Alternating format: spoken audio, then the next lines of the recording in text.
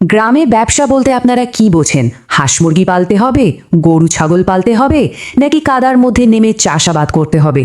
বস, এখানে আমি যে বিজনেস আইডিয়া আর মানি মেকিং টেকনিক শেয়ার করি তা আগে কেউ কখনো আপনাকে বলেনি। আজকের 1 নম্বর ব্যবসাটি আপনাকে ইমপ্রেস করবে, 2 নম্বর ব্যবসার আইডিয়াটি আপনাকে ব্যবসায় নামতে পাগল করে তুলবে, আর 3 নম্বর ব্যবসাটি হলো একটা মাস্টারপিস, যেটা আমার নিজের পার্সোনাল ফেভারিট। আজকের এই বিশ্লেষণ শেষে এই 3টে ব্যবসার একটিও যদি আপনাদের পছন্দ না হয়, তাহলে কমেন্ট বক্স তো ফাঁকা পড়েই আছে, জীবনের সব ফ্রাস্ট্রেশন সেখানে এসে ঝেড়ে দিয়ে যাবেন। অনেকেই তো ভাবেন গ্রামের ব্যবসা মানেই রোদে পুড়ে কাজ করা, তাই না? কিন্তু এই ধারণাটা যে কতটা ভুল, আজকের এই কেস স্টাডিটাই তার সবচেয়ে বড় প্রমাণ। আজ আমরা কথা বলবো গ্রামের এক ছটপটে ছেলে জিতুকে নিয়ে। এই ছেলেটা প্রমাণ করে দিয়েছে যে আসল টাকার খনি এই গ্রামেই লুকিয়ে আছে, শুধু সেটা দেখার মতো চোখ থাকতে হবে। একটু ভাবুন তো, গতানুগতিক গ্রামীণ ব্যবসাগুলো কেমন হয়? লাখ টাকার লোন নাও, প্রাকৃতিক দুর্যোগ বা মুরগির রোগ হলে একেবারে পথে বসে যাও, মানে পুরোটাই হাই রিস্ক। কিন্তু এর বিপরীতে রয়েছে স্মার্ট ব্লুপ্রিন্ট, যেখানে রিস্ক একেবারে জিরো। শুধু নিজের লোকাল ব্রেন পাওয়ার কাজে লাগিয়ে মানুষের সমস্যার সমাধান করে সম্পদ তৈরি করতে হয়। আর জিতু ঠিক এই স্মার্ট ব্লুপ্রিন্টের পথটাই বেছে নিয়েছিল। জানেন, জিতুর পকেটে ব্যবসা শুরু করার মতো পুঁজি বলতে কত ছিল? শুনলে অবাক হবেন, মাত্র 15 থেকে 20,000 টাকা। হ্যাঁ, ঠিকই শুনেছেন। এই ছোট্ট অ্যামাউন্টে বুঝিয়ে দেয় যে একটা লাভজনক ব্যবসা দাঁড় করাতে সবসময় লাখ লাখ টাকার দরকার হয় না, দরকার শুধু একটা সলিড আর স্মার্ট প্ল্যানের। তো চলুন গভীরে যাওয়া যাক। আজকের এই আলোচনায় আমরা জিতুর এই মাস্টারপিস ব্লুপ্রিন্টগুলো পর্যায়ক্রমে দেখব।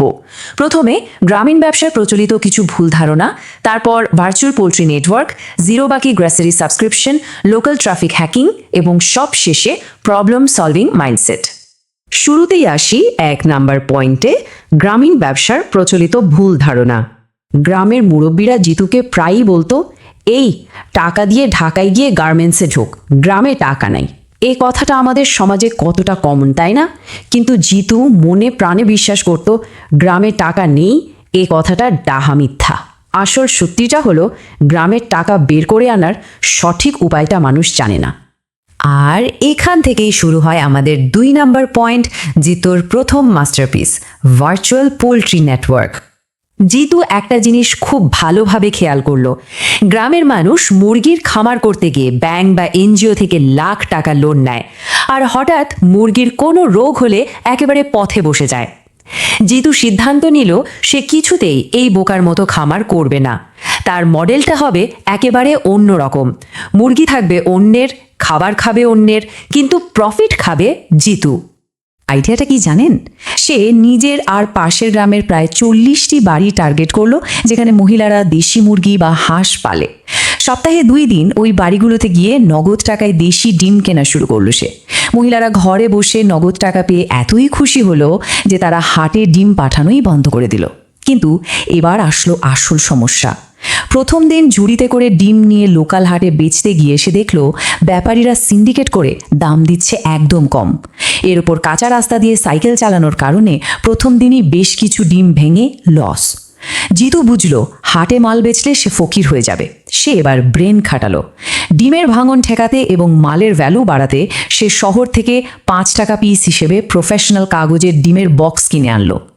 দেশি ডিমগুলো বক্সে প্রফেশনালভাবে প্যাক করে কাস্টম স্টিকার লাগিয়ে সরাসরি হাজির হলো উপজেলা সদরের বড় বেকারি আর সরকারি কর্মকর্তাদের কোয়ার্টারে। Direct cell. অঙ্কটা একটু খেয়াল করুন, বেশ ইন্টারেস্টিং। জিতু মহিলাদের কাছ থেকে 1 ডজন দেশি ডিম কিনে 150 টাকায়। বক্স আর প্যাকিং খরচ 5 থেকে 7 টাকা। আর উপজেলা শহরে একসাথে 20 বক্স ডিম পাঠাতে যাতায়াত খরচ লাগে মাত্র 50 টাকা। মানে প্রতি বক্সে ট্রান্সপোর্ট খরচ পড়ছে 2.5 থেকে 3 টাকা। সব মিলিয়ে 1 বক্স ডিম কাস্টমারের ঘরে পৌঁছাতে জিতুর খরচ হচ্ছে 160 টাকা। আর শহরের ওই ভিআইপিরা খাঁটি দেশি ডিম পাওয়ার লোভে ডিরেক্ট কিনছে 200 থেকে 230 টাকায়। অর্থাৎ প্রতি বক্সে জিতুর সলিড প্রফিট থাকছে 40 থেকে 70 টাকা। একটু ইম্যাজিন করুন তো, সপ্তাহে যদি সে মাত্র 100 বক্স ডিম সাপ্লাই দেয়, মাসে তার পিওর নেট প্রফিট দাঁড়াচ্ছে 16,000 টাকা। আর তার ইনভেস্টমেন্ট কত? ওই 100 বক্স ডিম কেনার মাত্র 15,000 টাকা, যেটা প্রতি সপ্তাহে রোটেট হচ্ছে। ফার্ম করার কোনো ইনভেস্টমেন্ট নেই, মুরগির রোগবালায় রিস্ক জিরো, শুধু ডেইলি প্যাকেজিং আর ডেলিভারি, আর মাঝখান থেকে সলিড ক্যাশ জিতুর পকেটে। এই ডিমের ব্যবসার সলিড ক্যাশ ফ্লো দিয়ে জিতু এবার হাত দিল আমাদের 3 নাম্বার পয়েন্টে, তার সেকেন্ড মাস্টার স্ট্রোক, জিরো বাকি গ্রসারি সাবস্ক্রিপশন। গ্রামে সবচেয়ে কমন ব্যবসা হলো মুদি দোকান, কিন্তু জিতু দেখলো গ্রামের মুদি দোকানদারদের সবচেয়ে বড় অভিশাপ হলো বাকি দেওয়া। দোকানদার লাখ টাকার মাল তোলে, আর গ্রামের মানুষ বাকি খেয়ে সে দোকানদারকে পথে বসিয়ে দেয়। বাকি না দিলে সম্পর্ক নষ্ট, আর দিলে পুঁজি নষ্ট। চরম ফ্রাস্ট্রেশন। শুরুতে জিতুও ভেবেছিল ঘরের বারান্দায় দোকান দেবে, কিন্তু এই বাকির ভয়াবহতা দেখে সে ওপেন দোকান খোলার আইডিয়াটাই পুরোপুরি বাতিল করে দিল। দোকান বাদ দিয়ে সে ডিরেক্ট সাবস্ক্রিপশন মডেলে চলে গেল। সে উপজেলা শহরের বড় পাইকারের কাছ থেকে হোলসেল রেটে চাল, ডাল, তেল কিনে আনলো। তারপর গ্রামের প্রবাসী আর সচ্ছল ফ্যামিলিগুলোকে টার্গেট করে ডিরেক্ট অফার দিল। চাচা, হাটের দিন কাদার মধ্যে জ্যাম ঠেলে বস্তা টানা লাগবে না। বাজারের যেই সদায় আপনার 3,200 টাকা লাগে, আমি পাইকারি দামে কিনে এই মেগা বক্সে করে আপনাকে 3,000 টাকায় দেব। আপনার 200 টাকা সেভ হবে, আর হোম ডেলিভারিও ফ্রি। কিন্তু শর্ত একটাই, মাসের 1 তারিখে ডিরেক্ট ক্যাশ ডিল, কোনো বাকি চলবে না। পাইকারি বাজার থেকে 2700 টাকায় কেনা মাল সে দিচ্ছে 3,000 টাকায়, অর্থাৎ প্রতি বক্সে তার নেট প্রফিট থাকছে একদম সলিড 300 টাকা। হিসাবটা দেখুন, যদি সে গ্রামের মাত্র 50টি ফ্যামিলিকেও মাসের 1 তারিখে এই মেগাবক্স সাপ্লাই দেয়, তবে কোনো দোকান ভাড়া ছাড়েই তার মাসিক প্রফিট দাঁড়াচ্ছে 15,000 টাকা। যেখানে সাধারণ দোকানদার বাকি চিন্তায় রাতের ঘুম হারাম করে, সেখানে জিতু মাসের 1 তারিখে ক্যাশ টাকা পকেটে পুরে নিশ্চিন্তে ঘুমাচ্ছে। এটা কি ব্রিলিয়েন্ট না? এবার আমরা চলে যাচ্ছি 4 নাম্বার পয়েন্টে, লোকাল ট্রাফিক হ্যাকিং। আগেই বলেছিলাম এটা আমার নিজের পার্সোনাল ফেভারিট। গ্রামের বাজারের চায়ের দোকানগুলোতে খেয়াল করেছেন কখনো?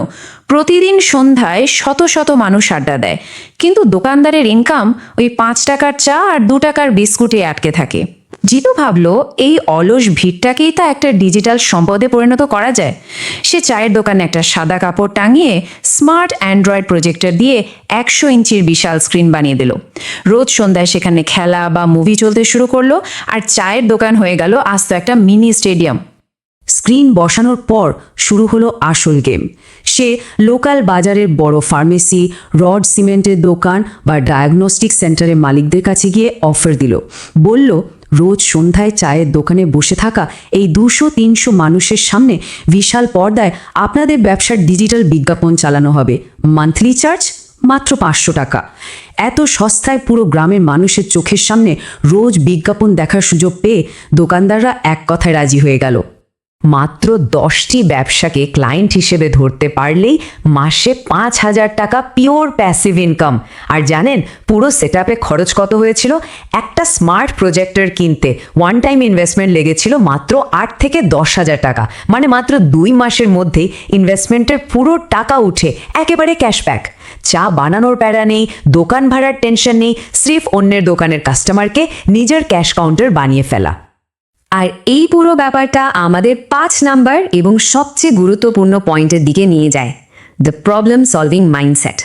একটু ভেবে দেখুন তো, ওই যে মাত্র 15,000 টাকার মূলধন দিয়ে ছেলেটা শুরু করেছিল, আজকে এই 3টি ব্যবসার অসাধারণ কম্বিনেশনে সে মাসে অনায়াসে 70 থেকে 80,000 টাকা সলিড নেট প্রফিট জেনারেট করছে।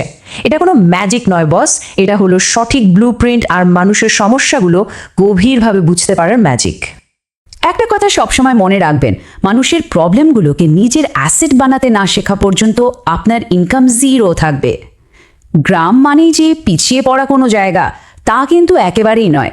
বরং শহরে যেখানে প্রচুর কম্পিটিশন, গ্রামে সেখানে 1000 গুণ বেশি সুযোগ লুকিয়ে আছে। শুধু গতানুগতিক চিন্তার বাইরে গিয়ে একটু ব্রেন খাটাতে হবে। তাই আজ এই আলোচনা শেষ করার আগে আপনাদের সবার কাছে আমার একটা প্রশ্ন, আপনাদের আশেপাশের লোকাল অর্থনীতিতে এমন আর কি কি অদেখা সমস্যা লুকিয়ে আছে যেগুলোকে একটু স্মার্টলি হ্যান্ডেল করলেই একটা হাই প্রফিট বিজনেস ব্লুপ্রিন্ট তৈরি করা সম্ভব? একটু চোখ কান খোলা রাখুন, কে জানে হয়তো আপনার আশেপাশেই এমন কোনো সুযোগ আপনার জন্য অপেক্ষা করছে। আজ এ পর্যন্তই, কথা হবে পরের কোনো আলোচনায়।